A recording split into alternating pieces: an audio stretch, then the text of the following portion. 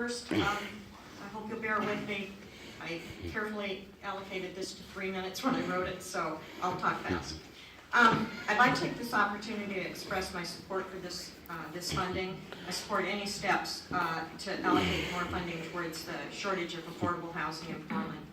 I'd also like to take this opportunity to reveal what I think is a very little known fact about one of the reasons why, in spite of the number of new affordable housing complexes that have been built in the last 3 years, like the one I live in, there continues to be a serious shortage, and the waiting lists for these units just keep getting longer. In 2009, I was on the waiting list of the income-restricted building where I live for 9 months. Not bad. Waiting lists are now 3 and 4 years long, and most of the buildings have closed their waiting lists 2 years ago. In order to qualify for income-restricted housing, a person's income cannot exceed the 30, 40, 50, 60% threshold percent of the federal poverty level. Now, what I'm talking about right now is more specific to the Section 42 housing, but it's impacting all affordable housing. After tenants lived in an income-restricted building for 12 months, there's a provision that allows them to continue living in these buildings even if their income goes over that maximum.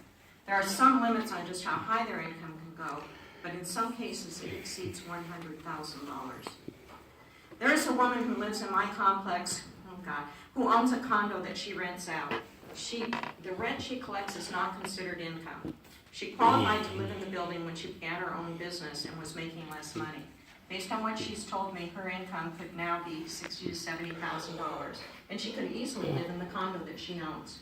There's a young woman who moved in when she was in an entry-level job about 6 years ago. She now has a higher-paying job and has been relocated. She has an apartment in New York City and continues to keep her income-restricted apartment. I hope you'll let me finish. So she has a place to stay when visiting her parents in Portland, and just in case she loses her job, she comes back. Both of these people have another home to live in, and they're keeping people who have no home to live in from moving into these units. There's also a young couple who moved in 6 or 7 years ago. They're both now making close to together, making maybe $80,000 a year. These are just 3 examples of neighbors I know of who no longer meet the maximum income restrictions, but because of this provision, they continue to live in affordable housing. I do not think that someone should be immediately kicked to the curb when their income goes up above this maximum. However, I do not think they should be allowed to continue to occupy these units indefinitely. In these examples, 5 years or more these people have been doing this. These are not the type of people this housing was designed for, and because of this provision, they're depriving people in need of affordable place to live.